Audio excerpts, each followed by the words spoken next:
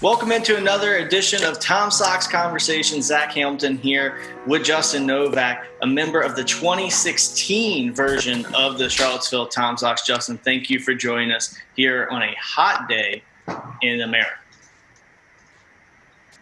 Yeah, thanks for having me. I'm excited to do this and get to talk to you guys. Now, it's been a while since you've been with the Tom Sox, all the way back to 2016. You've had a lot of things going in your career after the Tom Sox, which we'll get to a little bit later on. But taking it all the way back to 2016, what was it like being with the Tom Sox? Only their second year in existence. How was the fan base? What was your favorite memories from your time with Charlottesville? Ooh, that's a good question. Yeah, I played 4 years of summer ball, including the summer before I got into college too. But I could definitely say my summer with the Tom Sox was the most fun I had in all my summer ball experiences because, the team, I was able to make a lot of friendships on our team. Being in Charlottesville and, going to UVA, I know the area really well, and the fan base really welcomed me with open arms. So that was a really awesome summer for me. And, the one memory I'll always have with the Tom Sox, the 2016 season, we weren't very good that year, but there was the last game of the season. And, it was the last game of the season. We were already out of the playoff hunt. We had a road game in Covington. And at that time, I feel like we had only like 10 guys left. And one of them was a pitcher, and he was inactive. So he had 9 dudes on the field ready to go. And it was our last game, so, everyone's pumped. Last day of summer ball, we get to, go at it one last time and then go home to our families. But that day, what made it even crazier is there was a huge storm coming in that day. And it was a road game at Covington, so we took 3 hours to get there, and this huge storm's coming in. So we're like, dang, we gotta get this done because we don't want to come back out here and make that 3-hour drive again. So our game plan that day was to swing at every first pitch and try to get the game done as quickly as possible. Try to get to the 5th inning. So any rain that happens after that, the game will be done. And it was just a crazy game because, everyone's swinging absurd pitches and we're just having fun. And, it felt like we were all kids again and we are kids, but just like little kids again, just playing the game for fun. And it was a great memory and one of the best games that I think I've been a part of because of how fun it was. Yeah, those storms pop up in the valley all the time, and you just never know when you're going to get got. I remember a lot of long bus rides in my time in Charlottesville where there was no game played. So I definitely understand that. And say, hey, swinging at every pitch means you're more likely to hit it than if you watch every pitch. So that's always a positive thing, too. You talked about, playing at UVA and playing in Charlottesville that summer. Was there any benefit to being that close to the UVA program with Coach O'Connor, anyone coming and watching you and talking with you throughout the summer?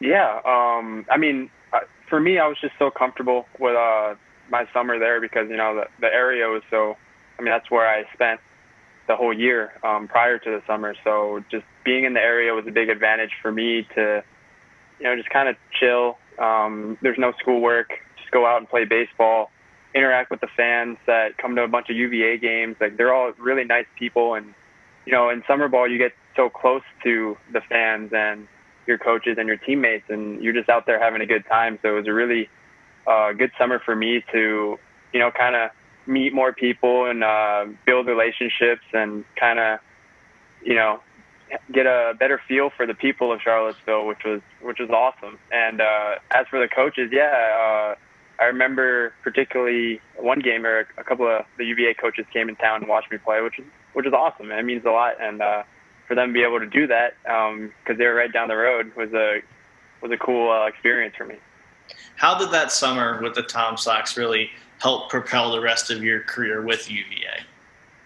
Oh yeah, man. I think first and foremost, playing games is really important. So just being able to go out there and play every day and just gaining that experience of playing with wood bats and refining your swing and working on the little things. Summer ball is a great time to go out there and work on something and, try to get better at some aspect, hopefully all aspects, but at least one aspect of your game. So that was a really beneficial summer for me. And, yeah, I'm sure it was for my teammates too, because, we had a really good hitting coach and the coaches were awesome, and it was just a good time all around.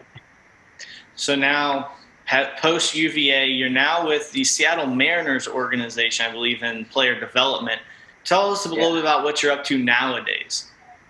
Yeah, man. Well, last year I was able to get a job as an interpreter for the one of the Japanese players on the team, and I traveled with the team. I was in the dugout, and I kind of became the voice of that player. So anyone talking, I became the voice of that player, and anyone trying to talk to him as well. So all the knowledge between the coaching and the player conversations and just media, how to handle yourself, like that kind of ran through me as a middleman. So that was such a cool experience to kind of just soak in all this knowledge and be in the game at the highest level, which was sweet. It was so sick, and I got to do that. And then this year, I was supposed to coach in the minor leagues for the short A season, Everett Aqua Sox. Mostly just skills coach, just trying to get into coaching. It's my first year. Do whatever I can. All this COVID stuff happened, but right now I'm helping out. I'm in Arizona, and just trying to do whatever I can for the organization, and just try to help. Yeah, the Aqua Sox gotta be one of the best mascots in the country. Just to really that whole league out there in the Pacific Northwest has actually got some pretty interesting mascots going on. So that's cool, and it's good to hear that you've gotten into professional baseball. Obviously, going right to the top as an interpreter is an awesome thing. I know our producer David Argo will have to go back, and I'm sure he's going to find some footage of you from somewhere. I'm sure he can find it. He can find. I took a couple mound visits, man. You could probably look that up or something. Yeah, David, you're hearing this live, buddy. You've got your task cut out for you now. We're calling you out. You've got to find one of these mound visits at least. Yeah, crazy experience. Super thankful, and I can't. It was kind of like a dream. It was sweet. It was a good time. I always like to end on a fun question. So taking it back once again to the Tom Sox in the Valley League, what was your favorite stadium to hit in? Oh, that's a good one, man. Honestly, dude, I didn't hit well that summer. So just putting it out there, I didn't do too hot with the bat. But I will say I liked Covington. I liked hitting there for some reason. It was pretty cool. They had that huge the bleachers in the center field that went into the football field out there, and obviously I loved our home field as well. 'Cause, that's where we play all our games. I feel like that's the best place to play in the Valley League, 100%, with all the good fans, the promotions, the atmosphere, and the field itself is beautiful. So definitely there. The Tom Sox, Charlottesville High School. Yeah, you can't beat Cville Weekly Ballpark for sure. What a great atmosphere. Justin, thank you for stopping by and taking this time. As always, make sure that you follow all the things the Tom Sox are doing on Facebook, YouTube, the works. Follow and subscribe. Do the same for the Valley Baseball League. They're pumping out a ton of content. There might not be much baseball in the Valley this summer, but it's going to be back and better than ever next year. Justin, thank you again for joining us. And we'll see you next time on Tom Sox Conversations.